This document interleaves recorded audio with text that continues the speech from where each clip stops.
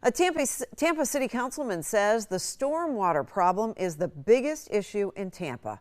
Frustration among residents grew following those back-to-back hurricanes last year as neighborhoods not in flood zones saw floodwater coming into their homes. News Channel 8's Ty Russell joins us. He is live in Tampa tonight to explain what action City Council plans to take. Ty. And Stacey, the City Council is actually meeting inside the building behind me for some quasi-traditional and land use hearings. But earlier today, they held a workshop, and that's when they heard from several residents, some of whom were pretty emotional and actually begging city leaders to do something about the stormwater issues. It wasn't fair.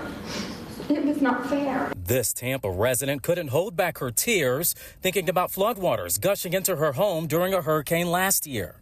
Help the small people. She and others spoke during a Tampa City Council workshop today, and leaders admit these taxpayers are not alone with their flooding concerns. The North Tampa community, which again, like many communities, didn't see this coming, is obviously very, very nervous about this. There's a lot of anxiety out there. The city knows increasing development, aging infrastructure, and a lack of maintenance are partly to blame for flooding, but also power outages, shutting off pump stations during major storms became an issue. We are prepared with our pump stations to make sure the concerns that we had last year relative to power will not happen this year. The director of mobility says a short-term plan is to install backup generators at pump stations, and they will be turned on ahead of any major storm.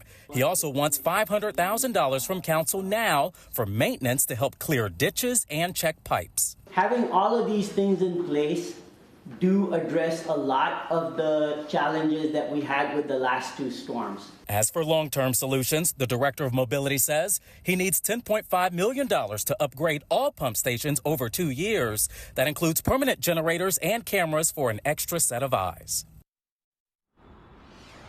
Now, when it comes to that $500,000 request from the director of mobility, a council member today says she will make a motion to help make that happen. Now, when it comes to that $10 million request, it's unclear when council is expected to discuss that. Stacey?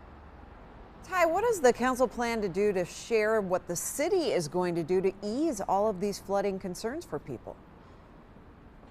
Well, one council member, Louis Vieira, says he plans to hold a community meeting in March so that his residents can express their concerns. Also, another council member said today she wants monthly meetings at council meetings to make sure that they get updates on some of what's being solved and what's being done to help with the stormwater issues. Stacey?